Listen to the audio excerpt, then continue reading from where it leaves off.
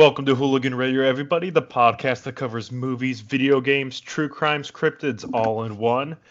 To my virtual right, I have the pleasant but delightful Isaiah. Pleasant but delightful. I like it. I'm Those two just are the trace same thing. elements of a man after the weekend, but I'm here. I made it to the recording. We're happy to see that you made it. And Since we're doing it digitally, I didn't have to go far, so. To my left, I have the bewitching, gratifying Josh. Aw, shit. Here we go again. Oh, I shit. like it. I'm glad that, Isaiah, that you made it through the weekend, but regardless of if we do it virtually or not, you still never have to go far, because we do You're it right. at your house. You're Yeah, right. you never technically move. It's so true. and your host speaking today is Zach. I don't get anything cool. I'm splendid. I'll take splendid. Zach Splenda. I'm Splenda. Sweet, but not too full But of not calories. really sweet. Artificially sweet. All right. Well, let's go ahead and start with some news topics. Isaiah, do you want to start us off? Yeah, I'll start us off. So you're probably wondering, Isaiah, why are you trace elements of a person today?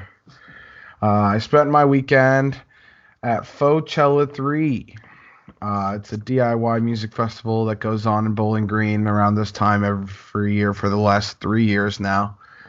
And it was awesome. I got to see a lot of my friends play a lot of good music. I got to see some bands I'd never seen before. But it was wild. Not yesterday. What day is it? What time is it? Who knows? It's Monday. It's Monday. 6:30. Saturday, they had an after party after the whole festival at their house with some DJs and some comedians, and everybody came and hang out or whatever. And during one of the DJ sets, they had to kick everybody out of the house because the floor was bowing 6 inches in both directions while people were jumping to the songs. So they thought that the Jesus. fucking floor was going to cave in. So Oh they my kicked God. everybody out while they assessed to make sure that the floor hadn't like cracked or anything. But the show must go on, as they say. So they let everybody back in and told them to not be as wild. But Sounds was- like Fauxchella. it was insane. It was such a good time. If you follow me on the social medias, you'll probably see me retweet all the kind of stuff. But they raised $1,700 something for all of the performers via donations and raffles and all that kind of stuff. And that doesn't include the merch that all of those bands sold. Nice. But it was super That's dope. awesome. Yeah, so I think I Honestly, slept 4 hours over the course of the last 3 days, except for today. Today I've slept like, how many hours has it been? 8. I probably slept like 12 out of the 18 hours so far today. Nice. Honestly, if any of our listeners are ever in the Bowling Green area next year around this time, you have to go to it. Unfortunately, I wasn't able to make it this year, but I was there for the first 2 years, and it's always a great, wild time. Yeah, I had a blast. In other news, in another sphere, we were given a story reveal trailer for the Star Wars Jedi Fallen Order, which is a new single-player story Star Wars game coming out of EA that I am not convinced about yet. I'll probably keep my eye on it. I'm not going to just disregard it at this point, but they tweeted no microtransactions, no loot boxes, and no, we won't be adding them. A single-player Star Wars for those of you who are ready to become a Jedi. And I said, fuck you, that's probably bullshit. They got some off. So, but from what it looks like, the story trailer that I've seen, it looks pretty interesting. The bad guy seems pretty interesting, so maybe it'll be cool. I know that it was over the past weekend. It was Star Wars weekend, right? It's like fan appreciation weekend or some Yeah. ordeal. Is it Yeah. It was a Star Wars celebration weekend, yeah, but Why isn't that till like May 4th? Like, Everything Yeah. else Star Fuck Wars. you. That's why. You think they make sense with Star Wars and Disney and anything like that and do anything like that? Nah. No, you got to give it up to EA, like you said, Isaiah. Got to keep your eyes open, on them. But if they do, as a matter of fact, really get rid of the microtransactions for the game, in some way, I guess they did listen to the outrage. I probably still won't get it after my very poor experience with Battlefield 2, but at least they're trying. Right. Is So- the main character, I guess you can call him, the trailer? He looks almost identical to Cameron Mohagan, I think is how you say his last name. The guy from Gotham and Shameless. Yeah, it looks like him mixed with Tom Holland. I wonder if they're actually using him. I have no idea. They might be, Hmm. but I've got no idea. But that's really all the things that have happened to me. I think, yeah, that's it. What about you, Josh? What did Star Wars Celebration? We'll get into Star Wars Celebration, but I did have a quick gaming question. So the NBA playoffs started this past weekend, so I was watching regular TV, which is rare, but I kept seeing a commercial for this PlayStation game. It's like a zombie game. I'm pretty sure we talked about it earlier in the year. Do you guys know what I'm talking about? Maybe like Dead Days Rising or Days Gone. Yeah, that's Yeah. it. Days Gone 2, I think it is. Or is it just Just Days the Gone? first one. It's the first Days Gone. So in the commercial, the guy, if you guys want to look this up, if anyone listening, the guy, I don't know if you've seen this commercial, the guy looks like he's been motion captured. And I kind of wondered if in that game or if in any new releases, if they're kind of doing what Zach was saying about, wondering who was that actor, if they're more so using real actors, to kind of use their face and their emotions and everything like that. I've definitely heard of that in the past, but it definitely caught my eye in this commercial, but I couldn't tell if it was just the commercial footage or because it definitely wasn't gameplay footage in the commercial, I assume, but it definitely looked pretty impressive. Yeah, that's been a growing trend as of recently. I mean, is it Norman Reedus, the guy from Walking Dead? Walking Dead?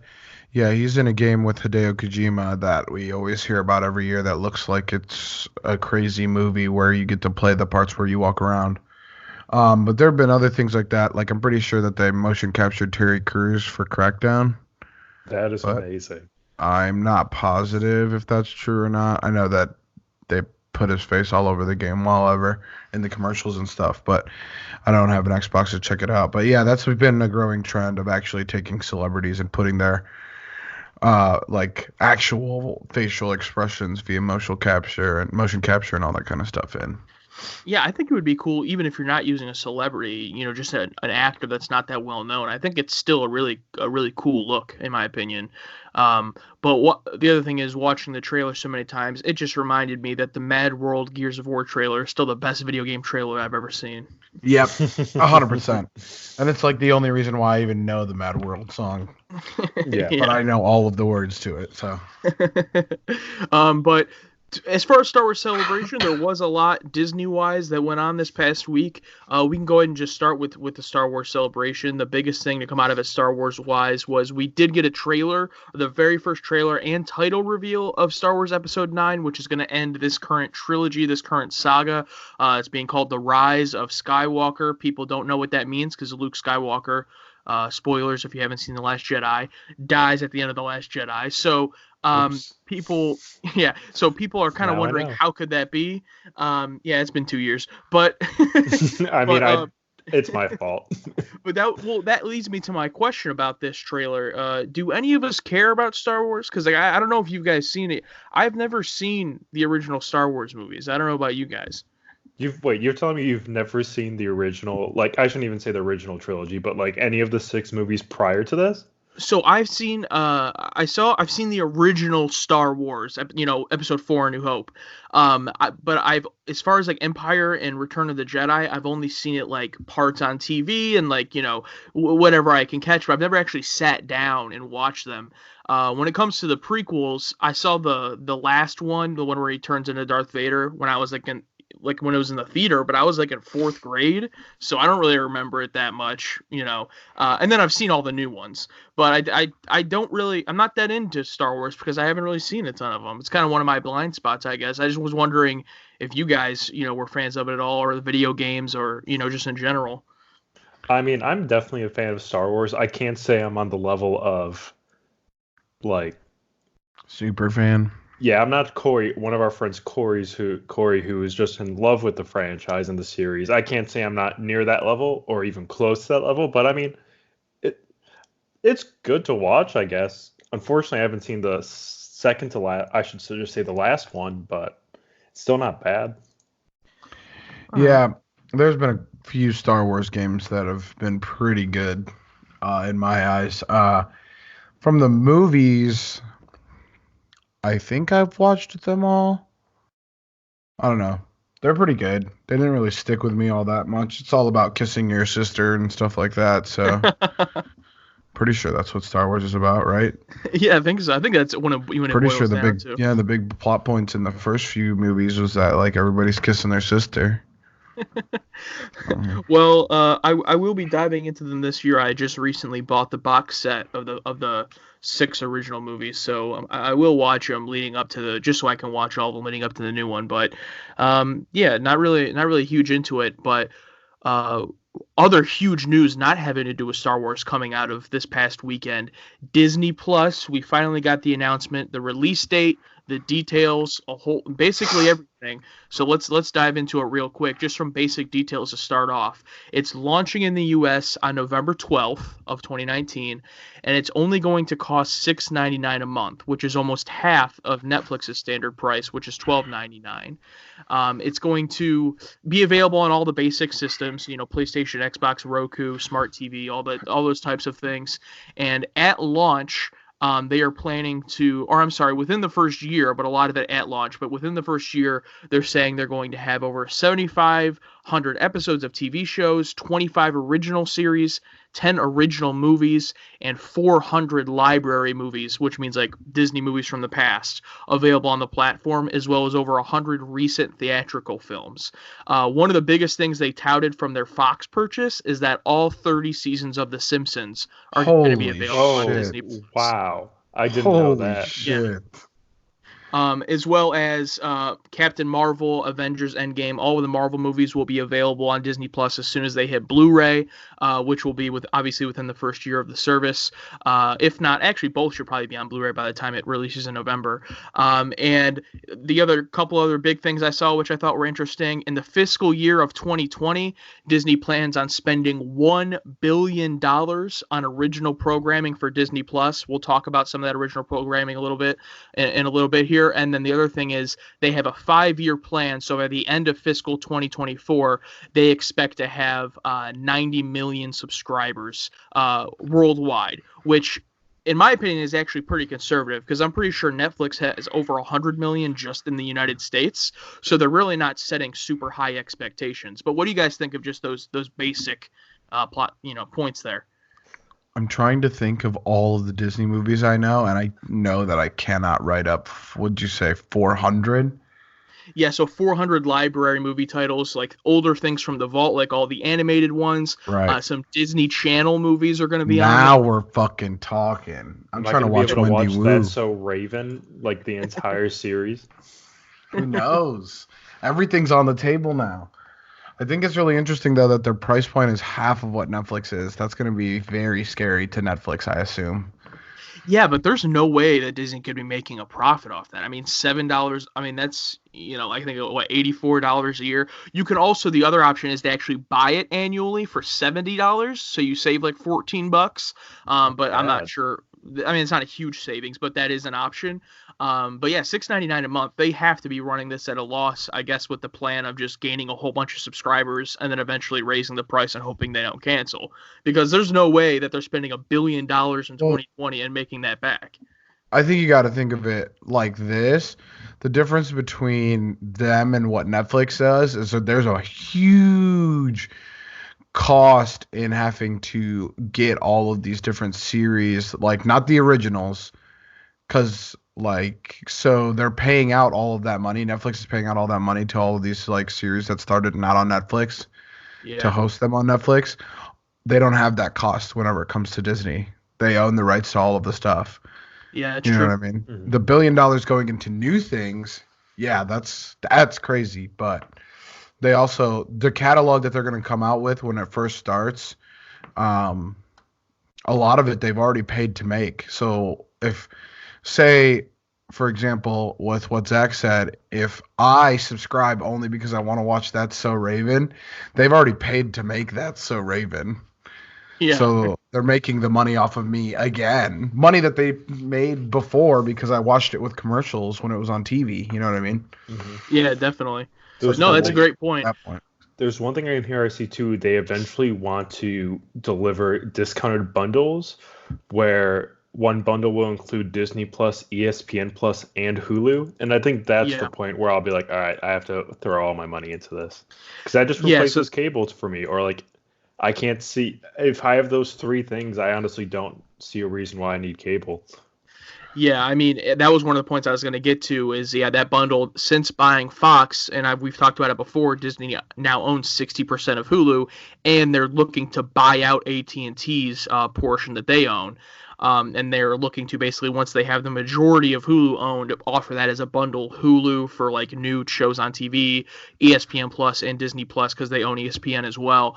So that's huge, potential there for down the road. One thing I wanted to bring up, as well, that I didn't even know this. So they're actually going to categorize the Disney Plus platform. So like on the article I shared with you guys, if you look at the picture there, you'll be able to go in and basically choose what category do you want to watch. So like Disney, Pixar, Marvel, Star Wars, and they also have a National Geographic. So I didn't even know they owned that channel. And that they're going to have all of those documentaries and all of those types of things on there. And one of the new shows I'm really excited for is, I think it's called The World According to Jeff Goldblum. I mean, that right there is going to be one of the God. best That's an things. amazing title. You don't even have to workshop that title. It's like unoriginal but so enticing. It's beautiful. It's Jeff Goldblum. Like, Yeah, I know. That's incredible. Yeah.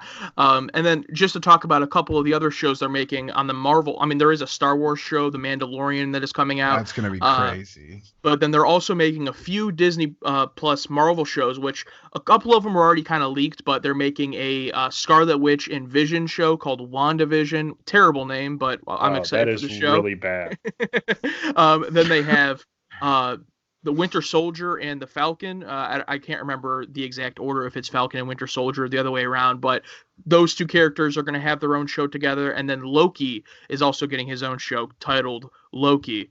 Are these live action I or are hope these it's a like game animated? I'm sorry, both of you were talking. What was that, Zach? Are these live action or are these supposed to be like cartoon / These are all live action shows, and Kevin Feige, who runs the MCU, came out and said that in a post Endgame MCU, these shows are going to directly tie in to the movies. So it's not going to be like the Marvel Netflix shows or like Agents of S.H.I.E.L.D. on ABC.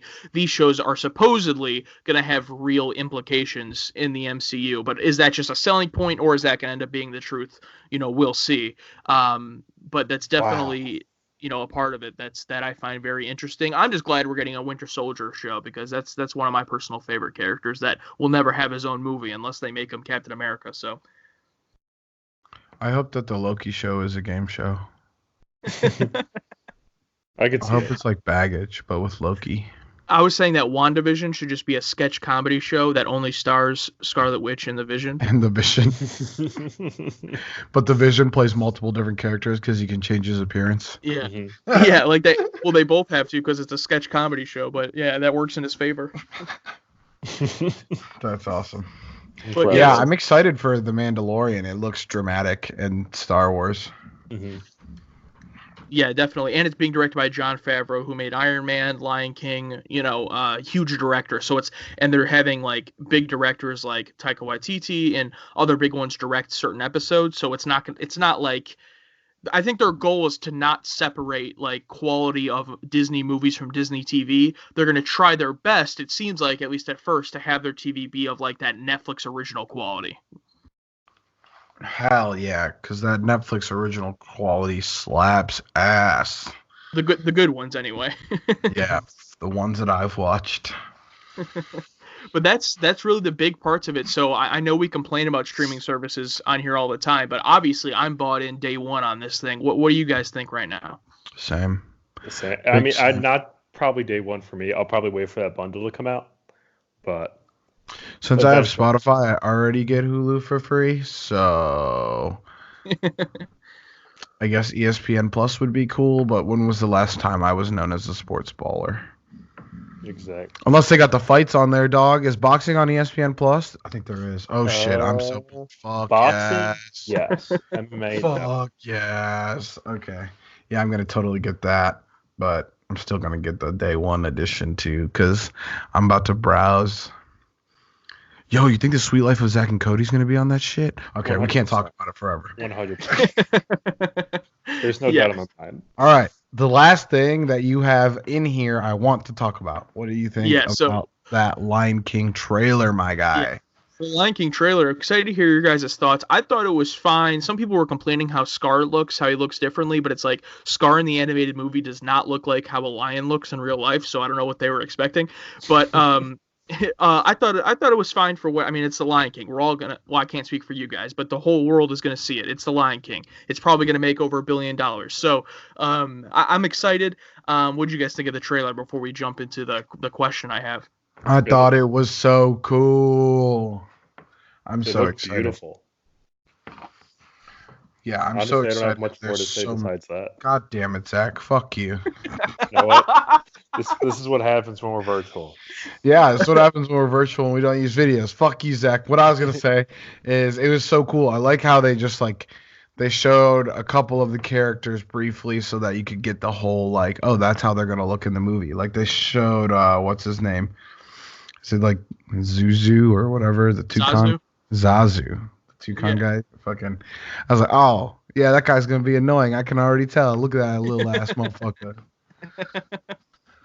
I think the biggest surprise for me was this is probably the last trailer and still no Donald Glover and no Beyonce voices in the trailer. They voiced Nala and Simba. Haven't heard them yet, so they're saving them for the movie. I thought that was interesting. Yeah, dude, I can't wait to hear "Can You Feel Love Tonight" and think about all those times that Bay and other Bay, being Childish Gambino, hung out. Okay, and then the question I had regarding the trailer is everyone complains about the Disney, there's so many Disney animated properties becoming live action, even though Lion King is really just enhanced animation. But what non-Disney animated properties would you guys like to see become live action? None. Insert all of the disappointment I've seen from these here. I actually don't know either. Yeah, non-Disney. What does Disney not even own anymore? Disney owns the whole world, right? I'd like to see the news not animated. I don't know. Far back cartoon. No, I want to see. Oh, what the hell was it called though? Animaniacs with Warner Brothers. Right. That'd be pretty interesting. See that live action? That'd be crazy. Yeah, I mean, it was more of a TV show than anything, but I want to attempt to see them make this. Samurai Jack would be lit. That's one of the ones I was thinking if they tried to make a movie, but it's like it could go either way. You really don't want it to end up like The Last Airbender, That's true. Mm-hmm. That is very true. I was thinking The Kids Next Door would be pretty cool. Kids Next Door, yeah. As long as it's not like that Kim Possible shit. Probably would be. They would fuck it up. Yeah. Damn. Yeah, you gotta be careful. One that I've always wanted to see, one of the trailers for the Bee movie was Jerry Seinfeld dressed up as a bee. And the joke was that they were going to make it live action, but then they decided to do it animated. I would die. I hate you. I can never unsee Jerry Seinfeld as a bee.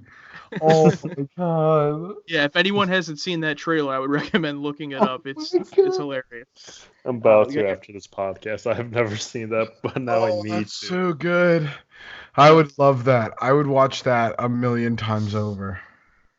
But then on a serious note, more recent movies, I would love to see a How to Train Your Dragon movie as a live action film because I really liked those movies. Wouldn't that just be Games of Thrones? Yeah, essentially. Or Aragon? Yeah, I guess you're right. With more fisting and.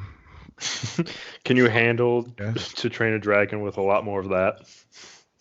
Yeah, if you add fisting to How to Train a Dragon, you have Game of Thrones. I'm pretty sure. I've watched no Game of Thrones, and I haven't seen How to Train a Dragon. So same. Well, I thought that was the answer. I thought that was the answer. How to Train Your Dragon. You fist it. You fist it, and then it goes, "Oh, I get it now. I'm gonna eat you." Yeah. Okay. What about you, Zach? All right. So we'll start off with an update. So previously on the podcast, we talked about how I believe it was Japan. I don't have the article pulled up right now. Developed that. Was it Japan? Mm-hmm. That developed that robot that could shoot free throws. Well, that same robot can now shoot half-court shots perfectly, and it was shown on ESPN with him coming for a halftime show and just sinking half-court shots. So he's officially better than JR. He's been better than JR. What a random player comparison. He is the Steph Curry of robots, it looks like. If I was in the NBA, you know how they can draft like foreign players and retain their rights until they are able to come to the NBA? That's what I would do with this robot, and then I would only put him in for buzzer beater shots.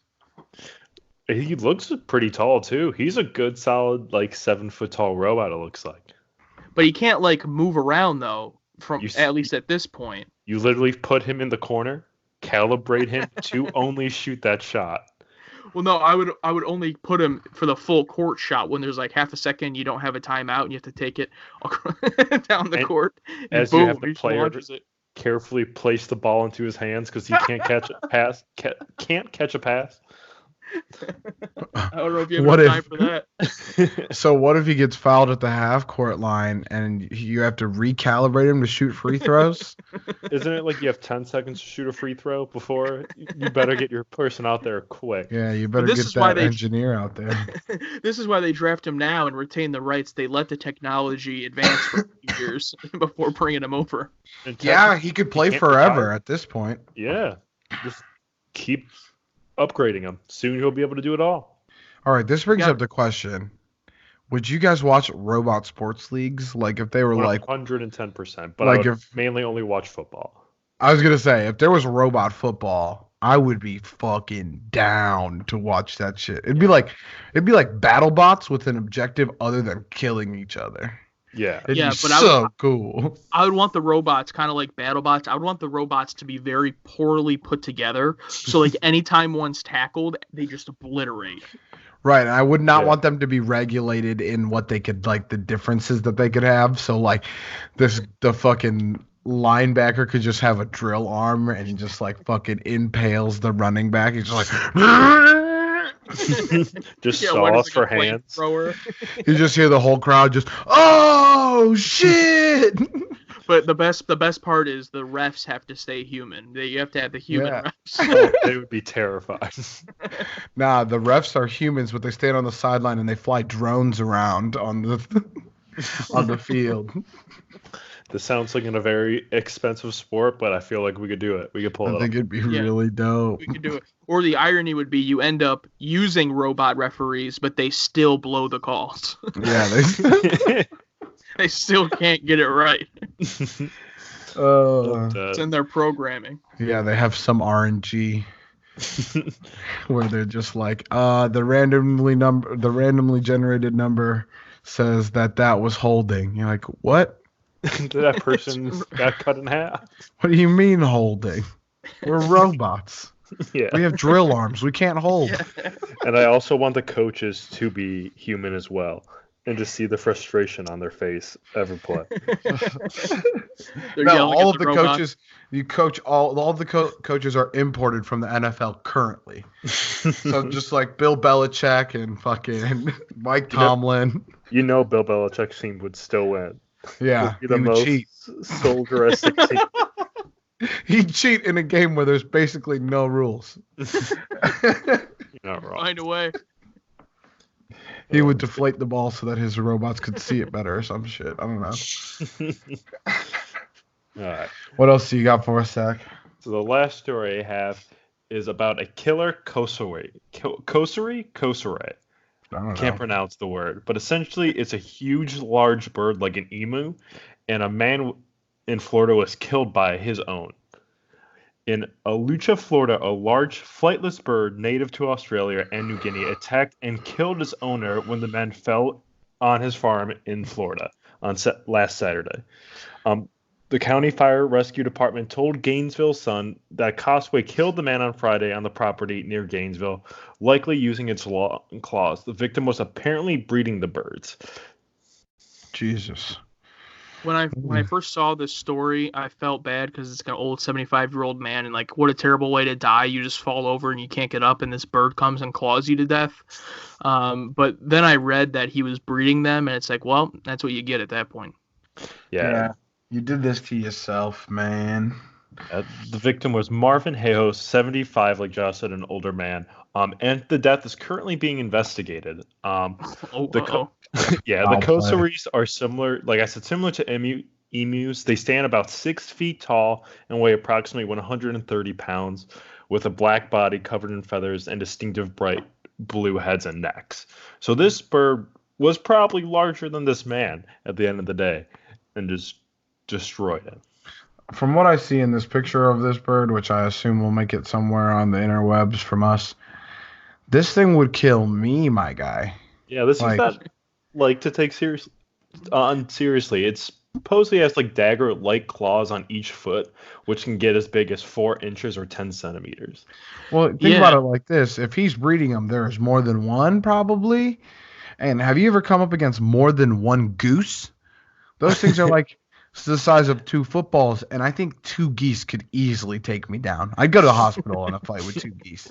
You could probably beat 2 geese, like, but you would go to the hospital with a couple bite marks. These things are like 20 times the size of a geese, a geese goose, and they look like they have these fucking razor sharp feet, and it looks kind of like it's got a turkey on as a head. It's like his head is a turkey head.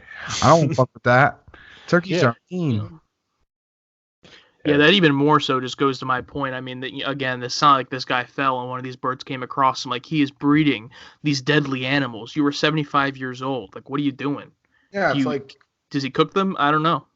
Well, supposedly he was them to breeding other guys to let them get killed by them? Yeah, supposedly he was breeding them to sell them because they're like an exotic species. Supposedly around, it looks like, I think I read in the article that they're not endangered, but it's closely getting towards the endangered, so they're pretty high in value. Oh, okay. Yeah, I mean, that sucks for that guy, but... Yeah, and wildlife officials weren't able to comment on what would happen to the bird. So do you think this bird should be killed for this? Should he be executed? No, I mean, this bird should live to kill again. Yeah, I don't really like the death penalty, but I mean, maybe like 20 to 25 year sentence, with some Gen Pop, dude.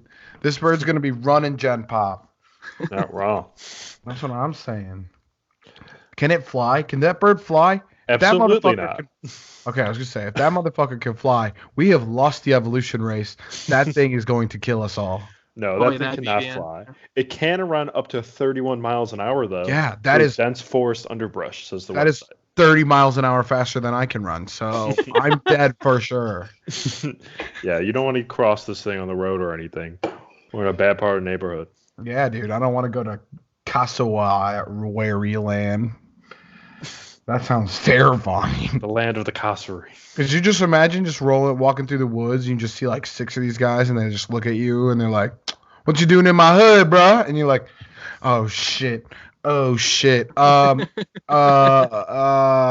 I don't know. Here's my wallet, guys. I don't know." See, for me, it's probably one of those cartoon moments where I'm like, "Oh, those things are so adorable," and then like then they murder Zach for being ignorant. Yeah, it shows its claws, and then it just like flexes them, and all the nails come out, and I'm like, "Oh, I'm dead." Yeah, like, there's nothing I'm doing. Dead. Whoa! Spin it back. I just came up with one of the animated properties I would like to see live action. This Grim Adventures of Billy and Mandy. I don't know what made me think of it, but as soon as you said something like that, I was like, oh yeah, that would be awesome. You're welcome. Yeah. The thing with TV is it's difficult to, if we were making a movie, if they're making a live action show, that'd be interesting. I was thinking if we're talking like Cartoon Network shows, at first I was thinking Ed, Ed and Eddie, but then I'm like, I feel like that show was so good because it was animated. I don't know if they could make it as good as a live action. But I would love to see a Dexter's Laboratory live action show. Yeah. All right. Back to these killer birds, though. If you see one of these in your hood, it's time to move. They're taking over, bro. They're taking over. Once we post a picture of what these guys look like, you'll see. You'll see. They're Yeah, spooky. I'm scared. I'm scared by like any small birds. Like, do you guys remember when I used to ride my bike like over to your neighborhood? Yeah. Like one time I was riding over and like I was on Center Ridge Road and there was just a turkey on the side of the road and I got scared and fell off my bike. Dude, do you remember that time we Wow. got attacked by birds at Huntington Beach? Yeah, Yes. we've discussed this on the podcast. The one with That's the a legendary red head? moment. They were little That's that birds. bird. Those birds were no heavier than a pop can. This bird is heavier than a keg. A fucking keg. Are I you like his kidding little me right horn now? thing he has on his head. I'm looking up more pictures of him. I would die. I would easily die. I would be so shocked if I saw Oh, one that yeah. it would murder me right there on the spot. Well, I know, unfortunately, this is a audio presentation, but I'm going to send this to you guys and look at this thing's claws. No, sir. Nope. I'm dead. I already know I'm dead. I don't need to look at no damn claws. Oh god. Oh god. Those things Oh, are huge. Those things will just go through me. shit. The one claw here looks like the length of like a chef's knife. Yeah, you're dead. You're dead. Yeah. You're not moving. Are you sure that this isn't from Jurassic World? This looks like it could be Blue's hand. This is I'm probably starting to think. Yeah, I'm starting to think this guy was into some crazy shit breeding these animals. No way. To I fight would never want the to see ultimate- more than one of those in a place. they're trying to breed the ultimate chicken fighting birds. Yeah, except if you had these two things fight, they would just turn on you and kill everyone watching. You're not wrong. So basically the plot of the last Jurassic World, Isaiah is correct. Yeah.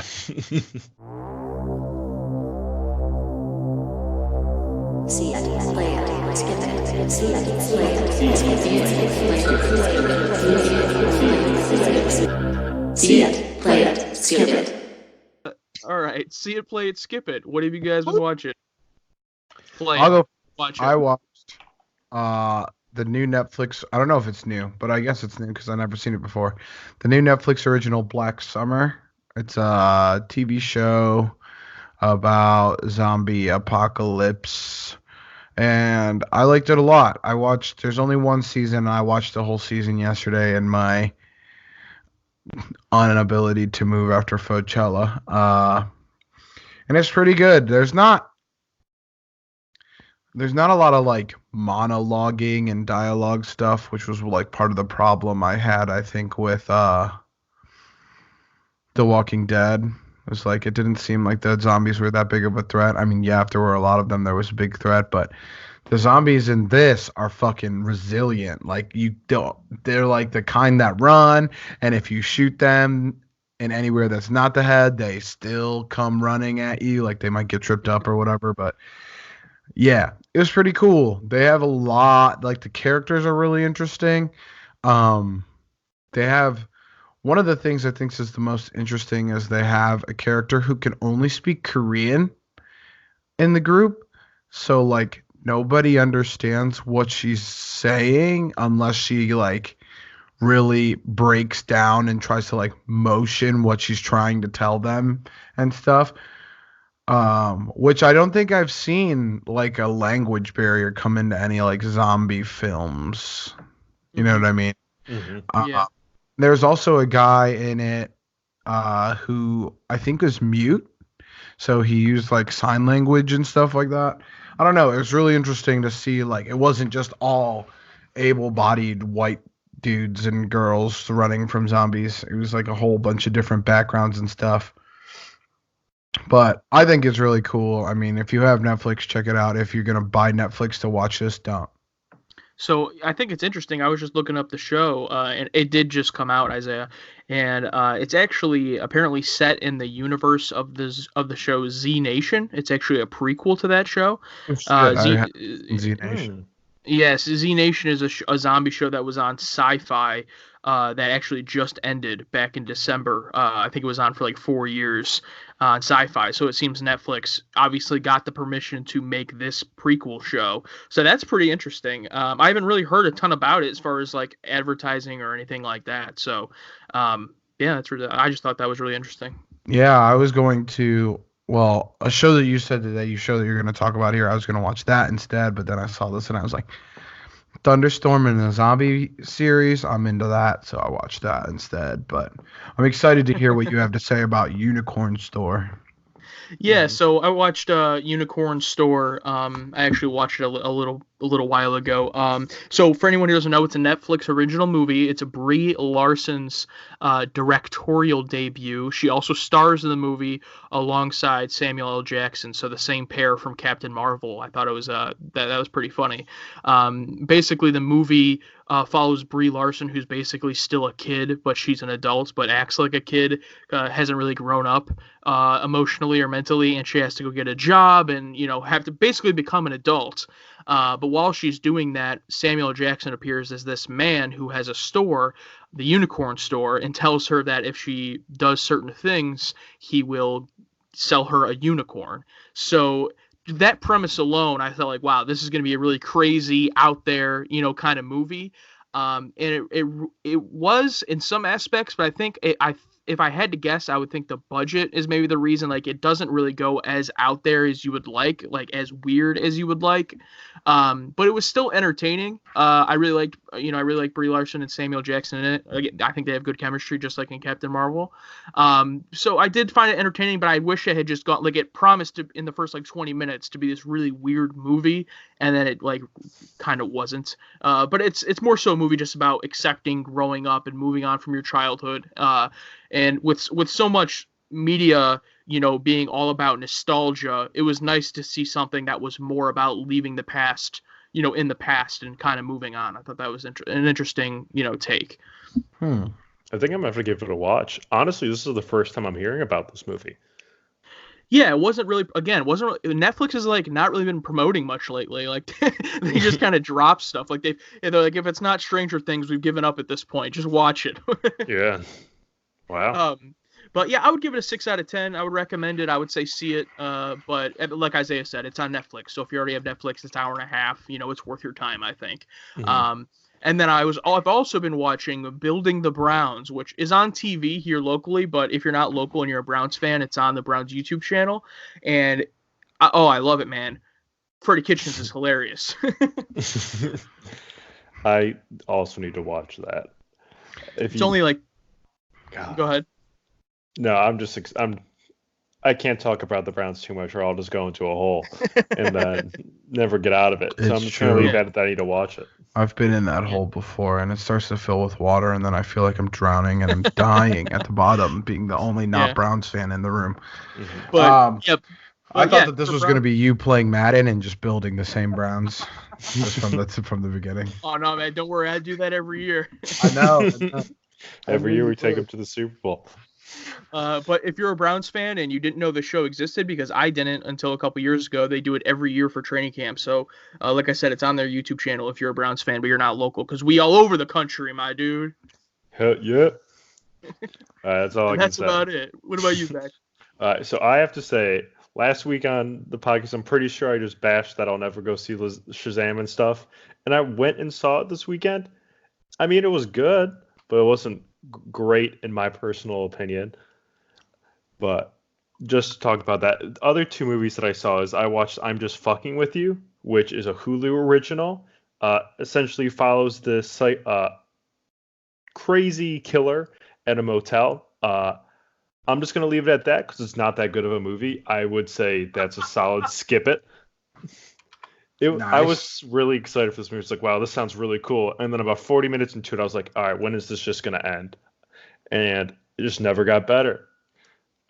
Lastly, I watched Guava Island while it was still free to the public on Saturday. Who, for those who don't know what it is, Guava Island is the movie directed and starred by Donald Glover with Rihanna, who essentially follows them, a couple on Guava Island, like going through like essentially war and love on this island where it's essentially just ruled by like a dictator who's in control of the market for this high quality silk that's produced there.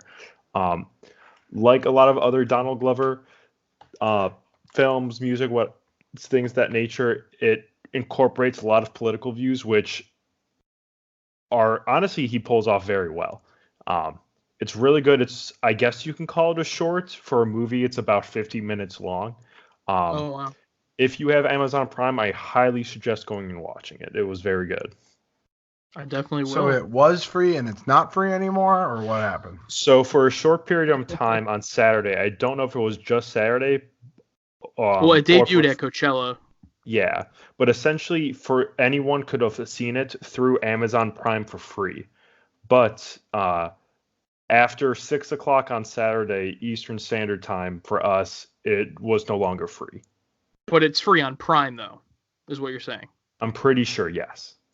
I'm looking it up right now. Yeah, it's so if you have Prime, you can It's still free. watch it for free. Yeah, but it was 'cause free for everybody before then. Yeah, like Yeah. I don't have Amazon Prime, but I was able to watch it through the Amazon Prime app for free.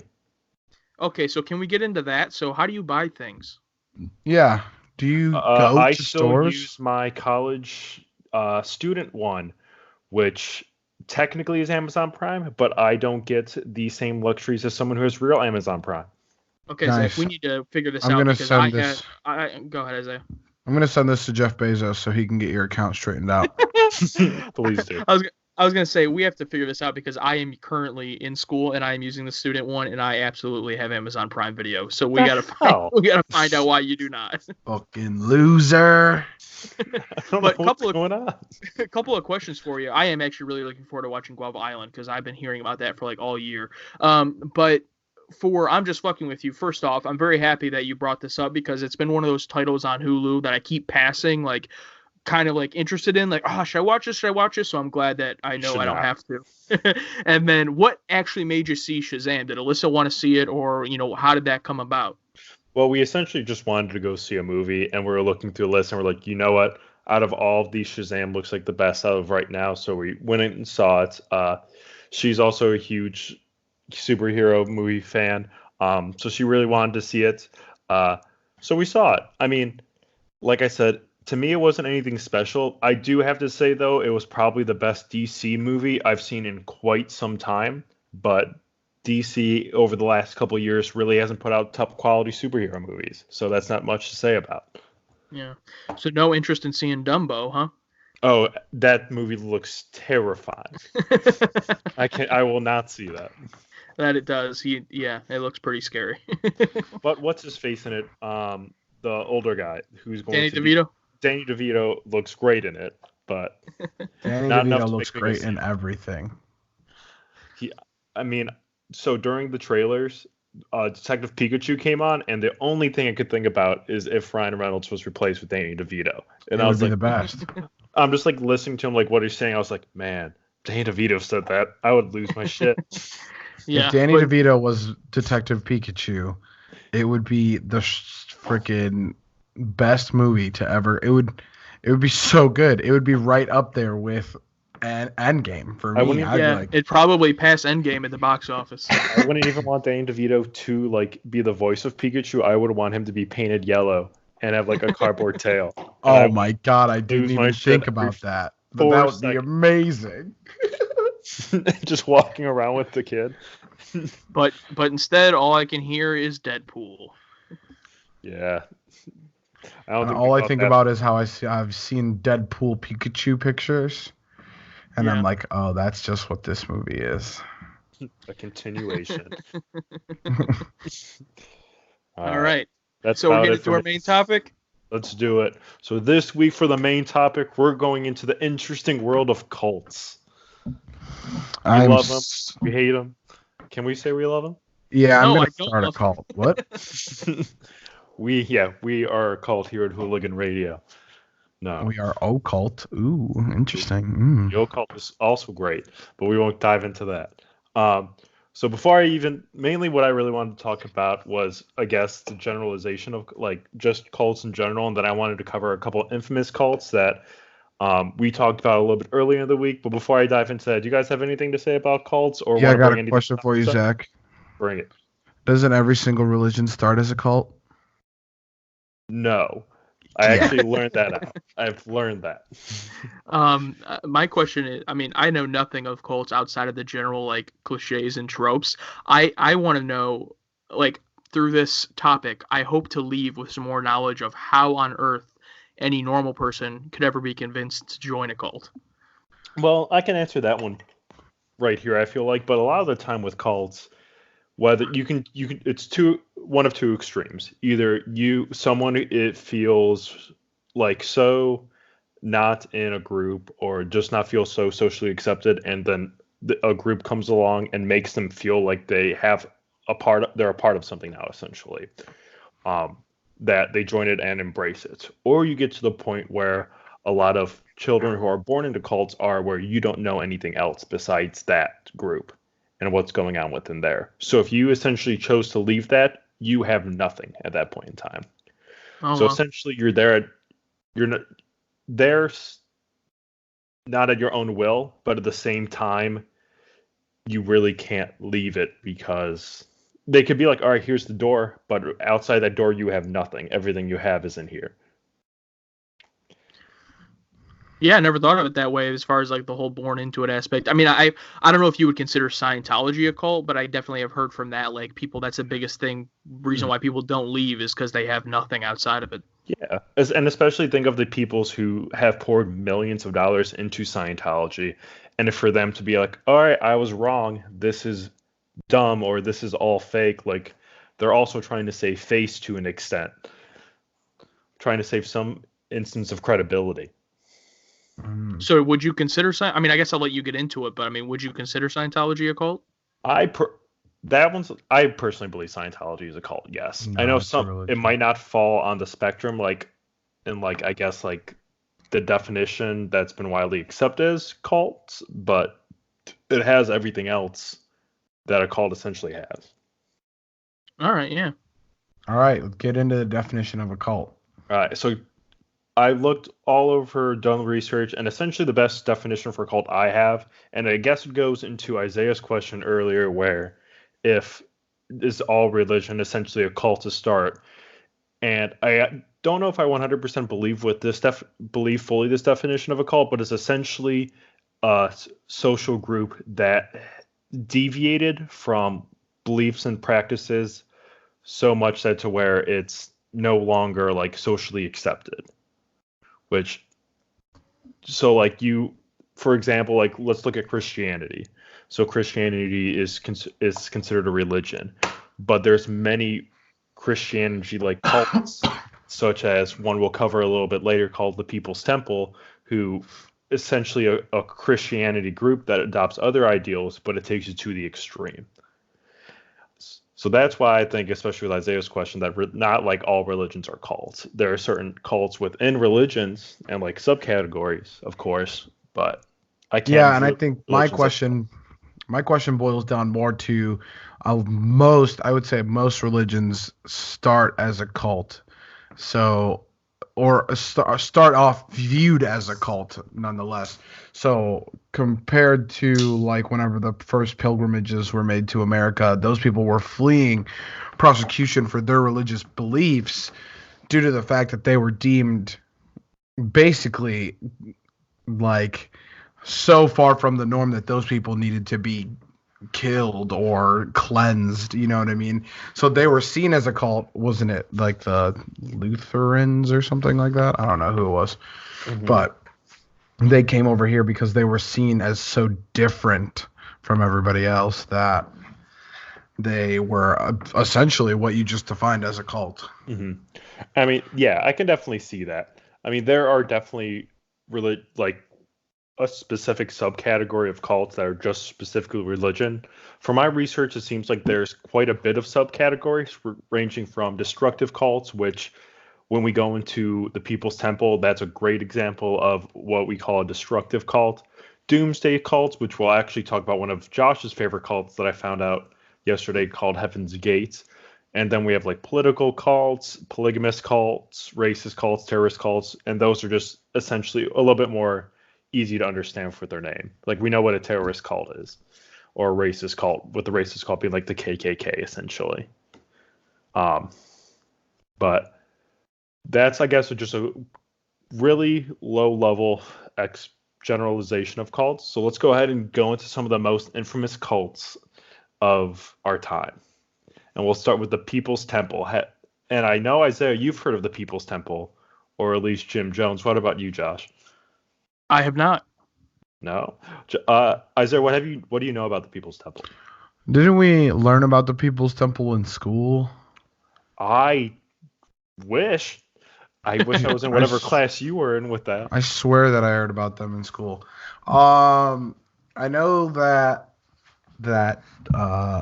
it's James Jones, right? That's his name. Yep, Jim Jones. Jim Jones. Yeah. I heard that he's a very charismatic guy, which is normally the thing of a cult leader, and that he led a bunch of people to their eventual death after they like made their own country, right? Something along those lines. Yeah, so we'll go into a little bit with that later, but essentially he made his own settlement in New Guinea called Jonestown, which we'll see later on is just like an infamous spot. But I'll dive into it a little bit now. So essentially the People's Temple was founded in 1955 by Jim Jones. Jones essentially used the People's Temple to spread the combined elements of Christianity, communism, and socialist ideas, which is crazy to think you can combine all of those three into a functioning group, essentially. One thing I actually found through my research is essentially the People's Temple wasn't really all that bad at first. It was a very religious cult around Christianity, but they also fought a lot for like racial equality, for African American rights during the time, and just distribution of wealth too among cities.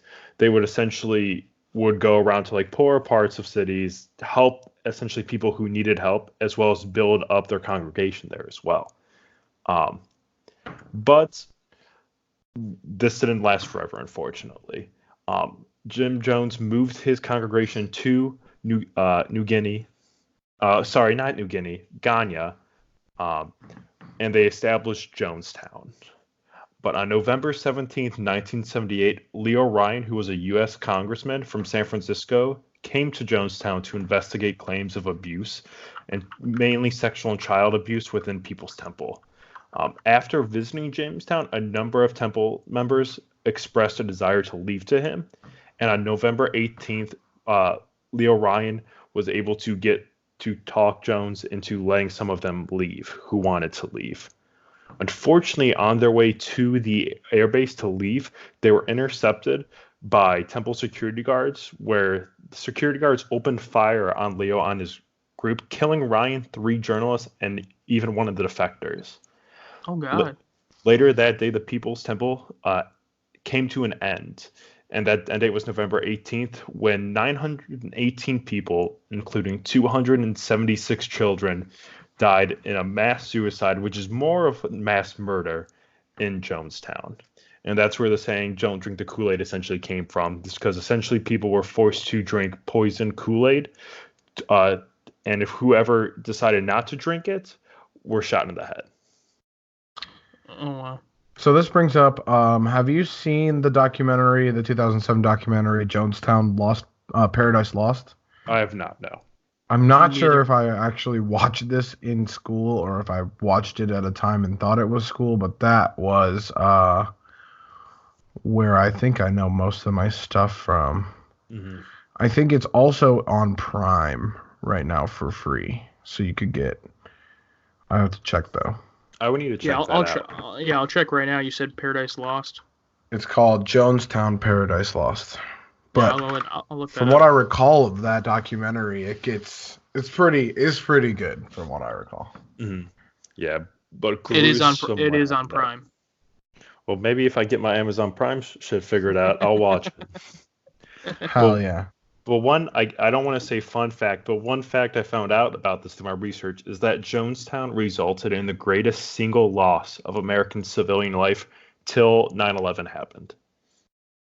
Yeah, I've heard that. That's crazy. Mm-hmm. But that's essentially all we'll go with Jonestown. I don't want to do a deep dive. We could spend hours on the topic of Jonestown, but I just want to give a complete generalization or a brief description of it. Next, we'll move on to Josh's favorite cult, Heaven's Gate, which, unfortunately, the more and more I research this, is probably the cult I would have realistically joined the most if I was in this time period. It's true. He definitely would have. So Heaven's Gate is an American UFO religious cult based out of San Diego. It was founded in 1974 by Marshall Applewhite and Bonnie Nettles. And essentially, Heaven's Gate members believed that the planet Earth was going to be recycled or essentially like reborn, and the only chance for their consciousness to survive was to leave their human bodies at an appointed time. Initially, Heaven's Gate members were told that they would be transported with their bodies on board a spacecraft that would come to Earth and take the crew to heaven, which to them, heaven was referred to as the next level. But after Bonnie Nettles died, they essentially adopted Marshall Applewhite's full theory on it.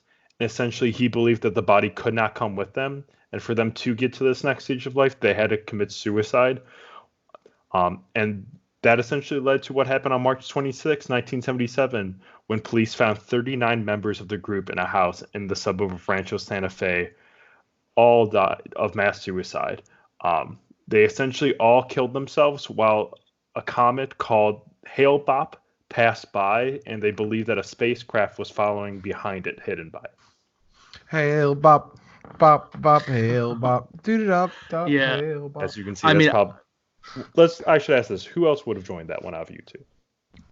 I mean, if you did it, Zach, I'd probably do it. So yeah, I would just out of my fear of FOMO, I'd have to join. Right. But whenever my parents asked if I would jump off the bridge, I would always answer, I mean, if Zach couldn't do it. Oh, I can hear you guys now. Oh, good. Okay. Well, we both said yes. All right, I'm sorry. I don't know what happened there.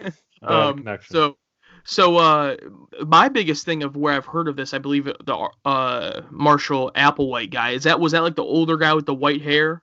Yes. Because I've seen like the videos he would make.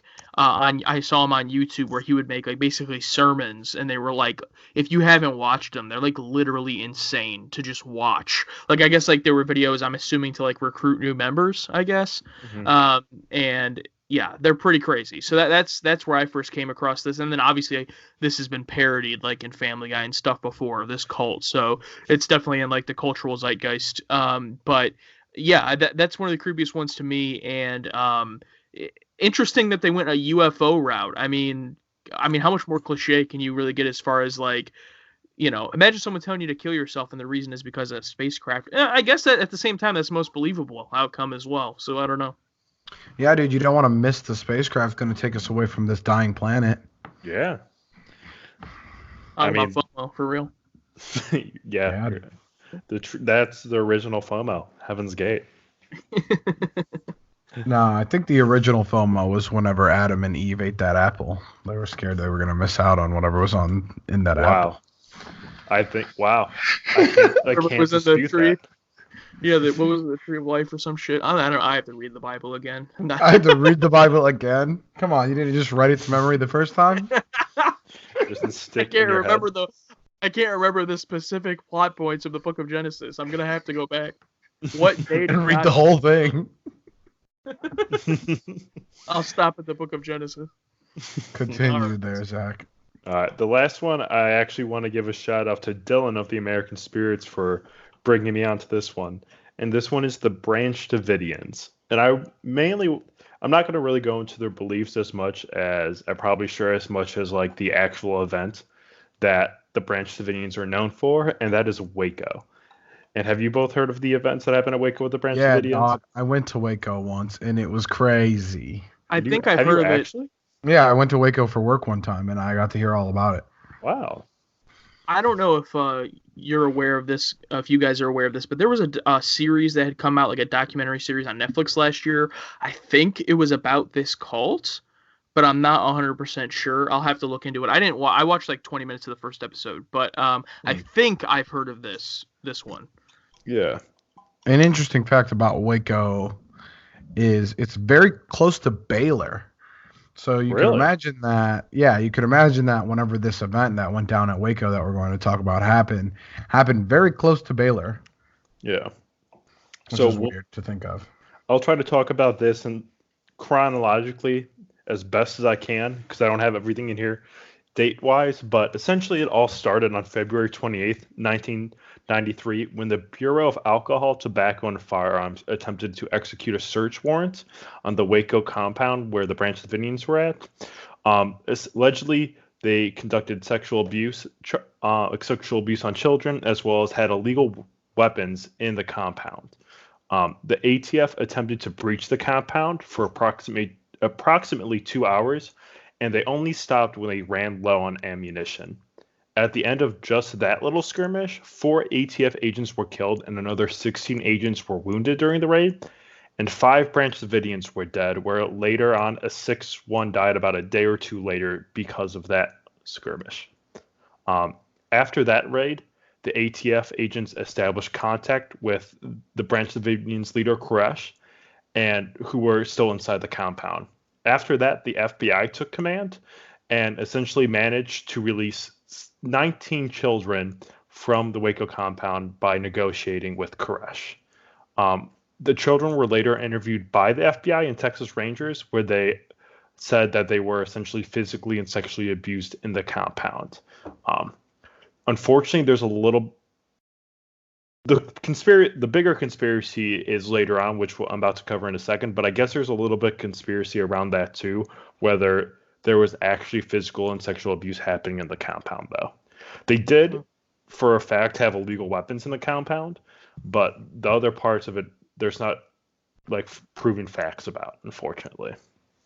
But on April 19th, 1993, the FBI moved in for their final siege of the compound, where they used 50 caliber rifles and armored combat engineering vehicles to essentially assault the Branch Davidians. The FBI attempted to use tear gas canisters to flush out the Branch Davidians, but when the Branch Davidians would refuse to come out, they only kept using more and more tear gas. And then once the Branch Davidians started, supposedly the Branch Davidians started to fire on the FBI agents and the ATF agents. And the reason why that is stated multiple times in the report is because the ATF agents and FBI agents were not supposed to fire unless they were fired upon. But there's a lot of speculation on who essentially fired first that day. But it all came to an end when fires broke out within the Branch Davidians compound. And this is where the conspiracy really begins, because a lot of survivors from the compound say that the government started the fires intentionally to essentially try to get the Branch Davidians out. To suss them out. Yeah. But one thing that the FBI and ATF agents really didn't know was what a lot of like their teachings within the compound. And one thing that Koresh talked about a lot is essentially the end day for the Branch Davidians, which they believed was going to be by fire. So they thought of it more as a sign of God, saying like, this is your time to come. So that's why a lot of people actually didn't run out of the compound.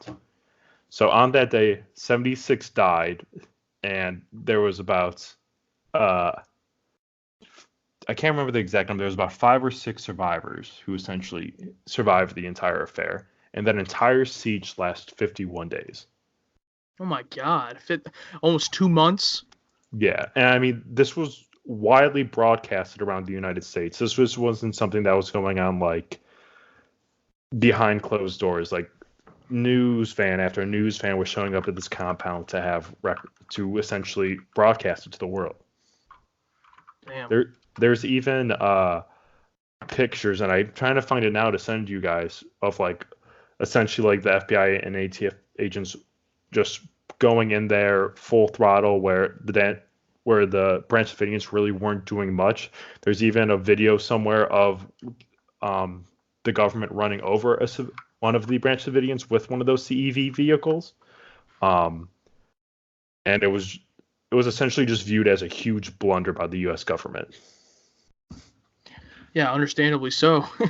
And actually, how you brought up how Family Guy has like made some like jokes about the People's Temple and Heaven's Gate. Heaven's Gate. South Park actually did a really good parody of this in one of their New Year's Eve episodes, where the ATF came through to stop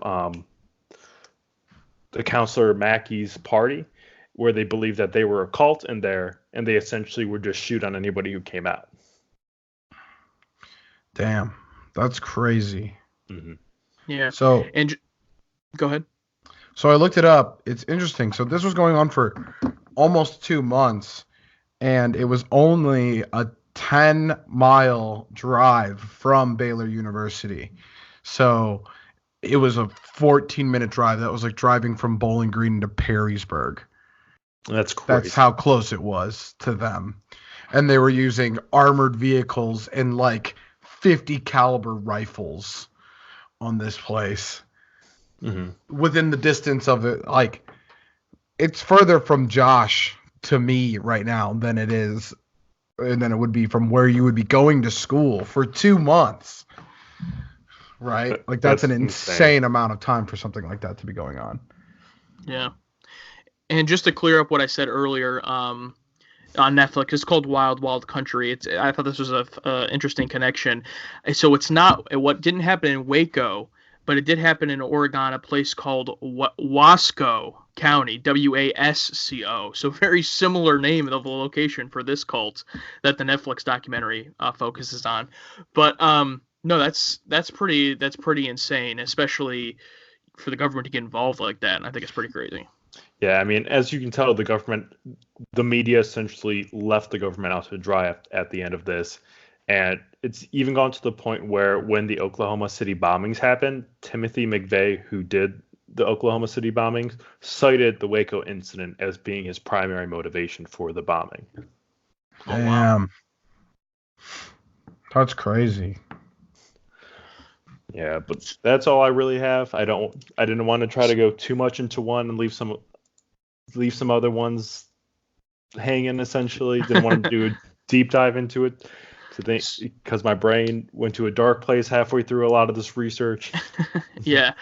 So I know you said that you would, out of all of them, you would join the Heaven's Gate, but is Heaven's Gate, of the three that you covered, or I guess just in general, the one you find most interesting, or was there one that more so you found more interesting than Heaven's Gate? The People's Temple is probably the most interesting cult that I've done research on. I mean, these aren't just the three cults. There's hundreds of other cults that I would have loved to talk about, with these three being the most infamous. But the People's Temple for me is definitely the one that is the most interesting to me, and there's probably the most information about publicly that you can research into. Not just behind the cults, but especially Jim Jones himself, which he is just feel bad saying, is just such an interesting man. He was a psychopath at the end of the day, but he was just such a interesting person. I think he was more of a sociopath than a psychopath, but he could have been a combination of both. Yeah.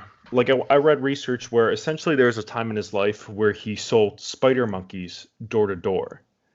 And then Jesus Christ. And then that's how he lived. Yeah, he's a very interesting person. We could probably do a whole episode on him alone, not even the cult himself. Yeah. But yeah, if you do fix your Prime and watch that documentary, I'd love to know what you think, because it's pretty good from what I recall. I just don't remember if I watched it in class or not. If you did, I wish I was in your class. That would have been nuts. Who was the history teacher that was also a football coach that wasn't curling? Mr. P. No, he was an English teacher. I don't remember. I have no idea. Yeah, I don't remember either, but I'm pretty sure I watched it in school. All right. Well, let's move on to our fan question. If you guys are excited for this one. So we asked. Get it? Excited for this one? Ha, ha, ha, ha. We asked, what 2019 release after Endgame are you most excited for in 2019? I mean, obviously 2019 release, but we were talking games, movies, books, plants, really anything. Well, they're releasing new plants this year. Fuck yeah. And Cotton we did candy a poll. grapes.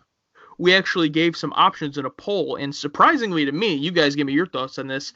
The third season of Stranger Things actually won the poll with 43%, beating out Star Wars Episode 9, Animal Crossing for the Switch, and other answers. I found that really surprising that Stranger Things 3, I get it that people love that show, but 43% of that poll. What do you guys think about that before we get into our answers? That's crazy. It's like, okay, the first 2 seasons of Stranger Things were really good. And I do love all of the people who act in the show, so I could see why. And in that specific poll, I did vote for Stranger Things. So There you go. it's surprising because Animal Crossing has been talked about forever, but I don't know if people who listen to podcasts also play Animal Crossing. I don't know what that Venn diagram looks like. I know that Haley, my girlfriend Haley, definitely voted for Animal Crossing. She's very excited for that. But yeah, no, I can understand what you're saying. What do you guys, game, movie, or otherwise? What's your most exciting release coming out this year? I want Zach to go first. Want me to go first? Yeah. Well, I guess I'll start with movies. I guess probably the movie that I'm most excited for would be the new Godzilla movie coming out, which a lot of our other viewers, listeners talked about. I honestly forgot that was coming out, and I guess that's a little bad for this one. But the second I saw someone post a GIF of that movie, I was like, oh my god, I forgot this is coming out, and I got super excited. Yeah, and that was at Dylan King 55 posted the GIF. Elijah also said Godzilla. Definitely, that was a surprise to me. I mean, I knew it was coming out, but for so many people, yourself included, Zach, to say you're that excited for it. I mean, maybe more people are into this franchise than I had originally thought. Yeah, I think everybody's really hoping for a good one because I remember, wasn't the last one not that good? The last remake of Godzilla? Not a lot of Godzilla in the last Godzilla. It was, That's yeah, from it what was I heard. very drama-y, I guess. Bill Cranston was in it for like 5 minutes. Yeah, I would say that from the viewing media source, I'm most excited for the new season of My Hero Academia, which is also tied for the new season of Rick and Morty. Both of those should be coming out at the end of this year, unless they get delayed. I don't think they will. But fuck you, Zach. I took both of the things you would probably love to say. I messed up. I literally yesterday I watched the last episode of My Hero Academia that was on Hulu because I was just like, I haven't seen this in a while and I need to remember how great this is. If you don't know what My Hero Academia is, go watch. It's an anime. If you don't like anime, then don't worry about it. If you do like anime and you haven't watched it yet, get in there because it's so good. What about someone who's just like a starter in anime? Is it like a beginner's anime, or do you? It's a good beginner's anime. It's a good way to get into it. It's the typical anime of an anime story of an underdog. But this actually, I'm gonna go back to see it, skip it, play it, or whatever the theme was again. And I actually watched I actually watched the first episode of the second season of One Punch Man that was recently released. Yeah, and that was good. I would also suggest going back and watching that series because it's not super long and you can get into it. Yes. So is that the one with like 1,000 episodes, or which one was that? No, that's One Piece. One Punch Man is about a guy who was just a normal guy, and then he started doing a workout regimen of 100 push-ups, 100 sit-ups, and 100 pull-ups, and a 10-kilometer run. Oh, sit-ups. And a 10-kilometer run, and then suddenly he became so strong he lost all of his hair, and he kills all of the enemies in one punch. It essentially makes fun of all like typical anime like heroes, but it ironically did so well that people demanded for more of it. Yeah, I would not. If you've never watched anime before, I would not start with One Punch Man because it won't make sense to you. You'd be like, why is this happening? But I would recommend My Hero Academia. There's a lot of good characters in it. I know that the first season was dubbed, so if you're not somebody who loves to read subtitles, you can watch it like that, and maybe that'll get you into it. Other than that, there's one other thing that I'm super excited for, and I'm going to have to throw it in there, is there is a web series that's coming out by Taco Truck and somebody else called Cleveland Border Patrol. I don't know if it's going to be a short, like a movie, or if it's going to be a series. But it's basically about how the Cleveland Border Patrol are trying to catch Canadians who are sneaking over across Lake Erie. And all of the trailers I've seen for it have been amazing. One of the guys we went to high school with is in it. His name is Tim Hale. He looks hilarious in it from what I've seen.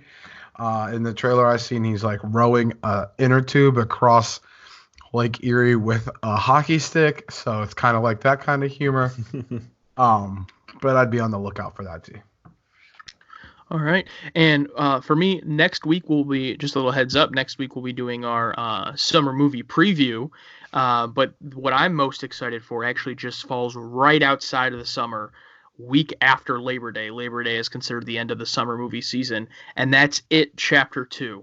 The first It that came out a couple years ago, one of my favorite horror movies of all time, one of my favorite movies of 2017. So naturally, that has to be my most anticipated film for the rest of this year after Endgame. Really excited.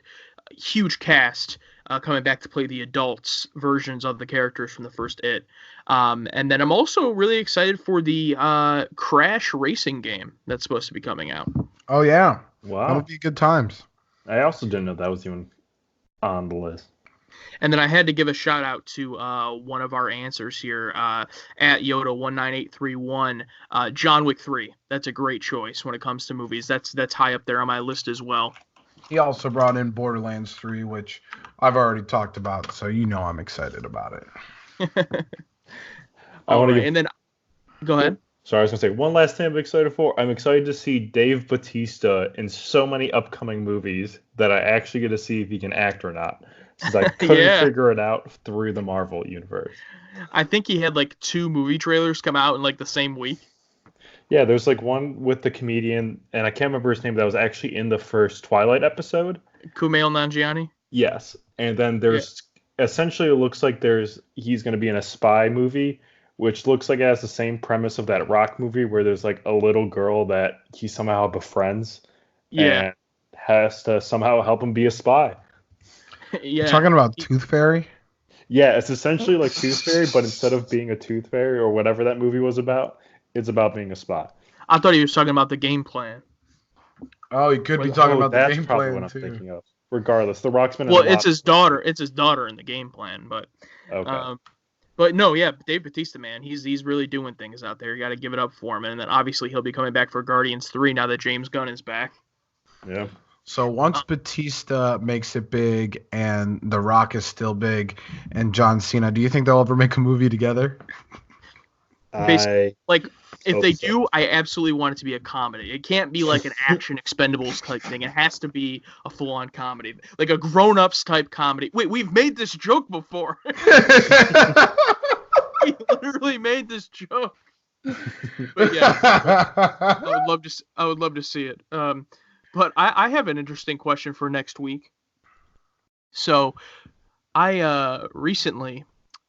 I have someone in my household who works at Dunkin' Donuts, and they brought home a dozen donuts, which I haven't had donuts in I think since that one time I was at your house, Isaiah.